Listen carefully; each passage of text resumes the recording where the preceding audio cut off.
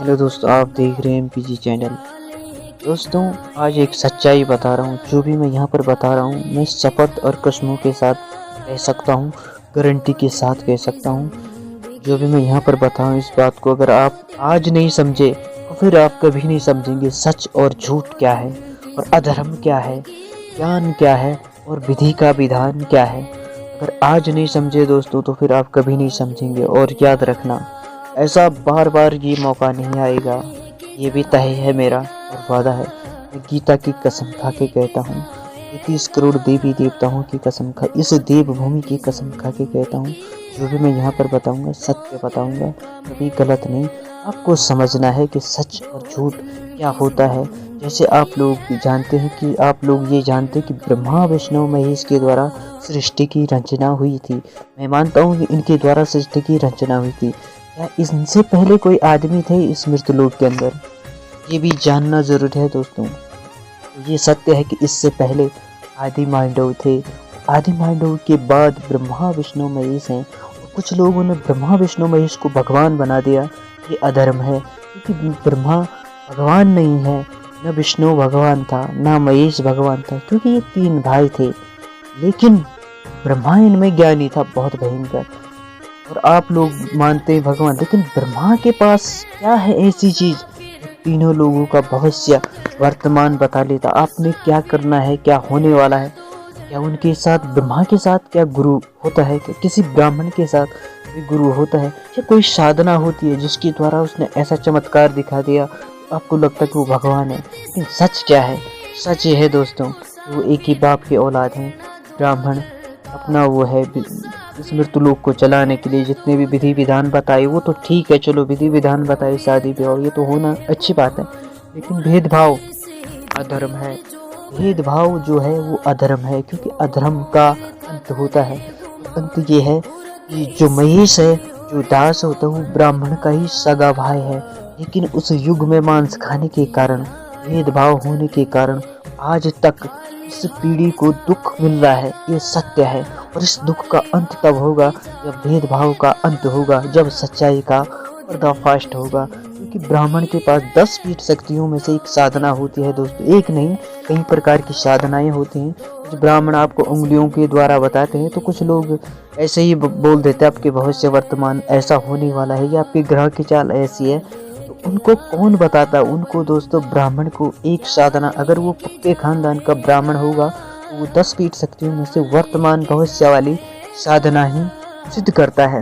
उसके बाद आपका भविष्य वर्तमान बताने का कार्य करता है। और आपको लगता है वो भगवान है। विष्णु क्यों नहीं हुआ भगवान? विष्णु के पास ब्रह्मा ने साधना का ज्ञान नहीं दिया था, इसलिए उसे क्यों महेश क्यों नहीं हुआ? लेकिन महेश धर्म में, इस नीच जाति में, जब जब ईश्वर कृष्ण की देन भी है, वो आता जाता है और गुप्त जानकारी पता नहीं कैसे ऑटोमेटिक मिल जाती है। ब्राह्मण भी एक बार हिल गया था कि इसके पास न पुस्तक है न कुछ है, फिर ये कैसे जानता नीच जाति का ये सब कुछ क्या है। उसने तो उस टाइम समझाया था कि इस घमंड में नहीं रहना, तुम्हारे पास सिद्धि है। तो जो समय में ये हुआ था, जो ब्राह्मण के पास साधना थी, उस कृष्ण ने बोल दिया था उसके सामने, तो उसकी साधना जैसी भंग हो गई, तो फिर वो किसी भविष्य वर्तमान को बताना भूल गया था। ये ज्ञान आपको पता नहीं होगा। इससे पहले आदि मानव थे, और वो आदि मानव का कुल आज भी चल रहा है। जो मुसलमान धर्म की तरफ जाते हैं, जो आज भी मांस खाते हैं, बड़े से लेकर किसी चीज़ का भी मांस खाते हैं, वो आदि मानव का कुल है। इनके बीच भी कृष्ण आया था जिसने आग जलाने से कहा, जो सत्य है। इसी तरीके से मेरा मकसद ये है दोस्तों, भेदभाव ना करें, सबको एक सम्मान रहना चाहिए। ब्रह्मा विष्णु महेश ये एक ही बाप के थे, भाई थे, और इनके अंदर ज्ञान नहीं था। ज्ञान जो सपूत अच्छा ज्ञान था, जो वो ब्रह्मा के हाथ लग गया, यानी 10 पीठ शक्तियाँ लग गई, और उनके द्वारा वर्तमान भविष्य बताने वाली साधना, ब्रह्मा के पास साधना ही होती है जो वर्तमान भविष्य बताती हैं। ये याद रखना, ये तय है, सत्य है। और आप बुरा मान ना मानो, मेरा कहने का मतलब था ये है कि भेदभाव ना करें किसी से, क्योंकि सच को जान लें कि ये एक ही थे। और अब मांस किसी चीज़ का भी खाते हैं, और आप लोग बोलते हैं कि आप हिंदू हैं। मैं अपने आप को हिंदू नहीं मानता, क्योंकि मेरा शरीर मांस का है। दूसरी बात ये भी है कि आप मुर्गा खाओ या बकरा खाओ, मांस तो मांस होता। हाँ, जिस दिन बकरे का मांस लोहे का होता है, उस दिन उस जाति को ठेस पहुंच सकता है। और साथ में ये भी है, इस धरती में 2 दिन के लिए हर कोई आया है, क्या लेकर जाओगे? क्या खो दोगे तुम लोग। हाँ, अब आज एक शर्त ये भी है, वही जाति बड़ी मानी जाएगी। मरने के बाद अगर कोई इंसान कुछ लेकर जाता है यहाँ से, तो वो सर्वश्रेष्ठ बड़ी जाति मानी जाएगी, यानी ऊंची कोटि मानी जाएगी। लेकिन ऊंची कोटि कुछ भी नहीं, जब सबको मरना है 2 दिन के लिए, किसी से भेदभाव नहीं करना। इस भेदभाव के कारण धर्म की हानि हुई। आज बहुत लोगों की शादी क्यों नहीं होती, क्योंकि एक ही धर्म के रास्ते जा रहे हैं। क्योंकि ये लोग कभी जहाज का रास्ता नहीं देख सकते, या ना तालाब का पानी का रास्ता, क्यों कैसे देखेंगे, क्योंकि इनके लिए एक सीधा ही पहाड़ है, इनके लिए बहुत टफ है। कुछ लोग तो कूद के निकल जाते हैं, लेकिन कुछ लोग नहीं निकल पाते, इसीलिए अधर्म है। जब जब ऐसा होता है, जब जब जैसे ठोकर लगी होगी, तो सच का पर्दा उठता है।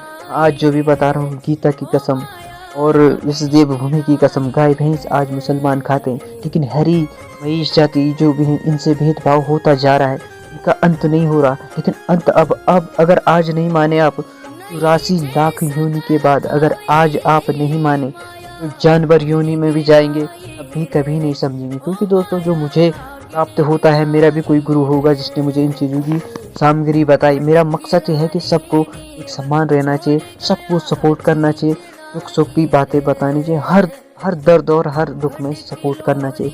भेदभाव कभी नहीं करना चाहिए। भेदभाव का अंत और सच का पता आज आपको चल गया होगा कि सृष्टि की रचना आदि मानव से हुई थी, ब्रह्मा विष्णु महेश से नहीं। और महेश ब्रह्मा के पास ऐसा क्या है जिसके द्वारा तुमने उसे भगवान मान लिया, और क्या है, और कुछ नहीं। ये चीज़ देखना चाहिए, सच और झूठ का पर्दाफाश हो गया दोस्तों। आप यकीन करो या ना करो। धन्यवाद।